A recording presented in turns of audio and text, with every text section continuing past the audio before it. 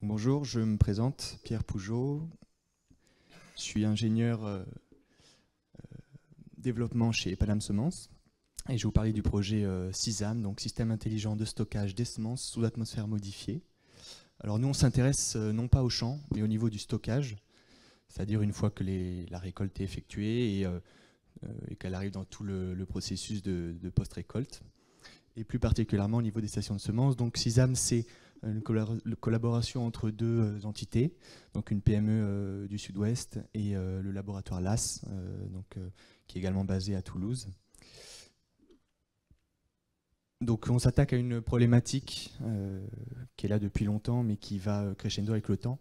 En particulier au niveau des stations de semences, il faut savoir qu'aujourd'hui, d'une année sur l'autre, il y a environ 5 à 10% des lots qui ne sont plus commercialisables, donc ça peut atteindre des pertes de plusieurs centaines de milliers d'euros.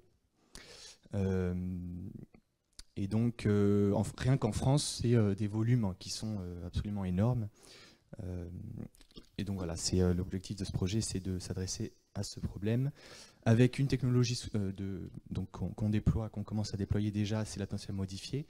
Alors, pour information, donc l'atmosphère modifiée, c'est du stockage en enceinte hermétique avec contrôle ou modification de l'atmosphère, que ce soit par anoxie, réinjection de CO2, d'azote, voilà, les gaz les plus couramment utilisés, avec un impact en fait sur la conservation qui est assez, on va dire, complet et total, à savoir une isolation du grain, une réduction de tout ce qui est croissance des micro-organismes et une élimination totale également de toutes les formes d'insectes et de tous les stades de développement d'insectes également.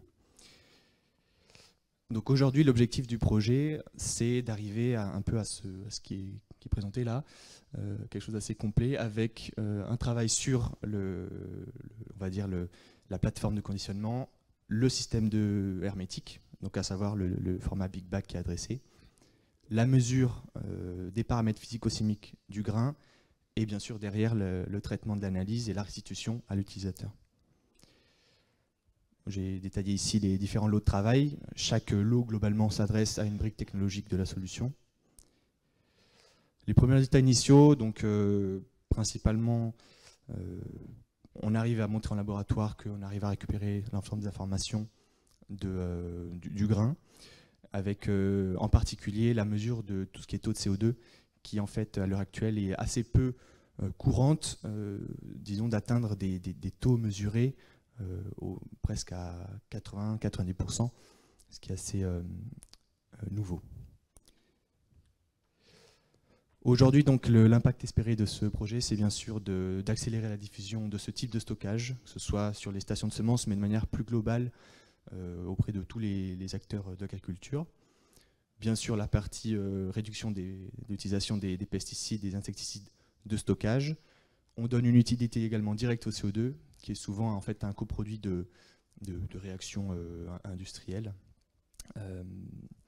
Et puis également, à terme et à plus long terme, on va dire des applications au niveau de la donnée de stockage, voilà, avec notamment des modèles prédictifs.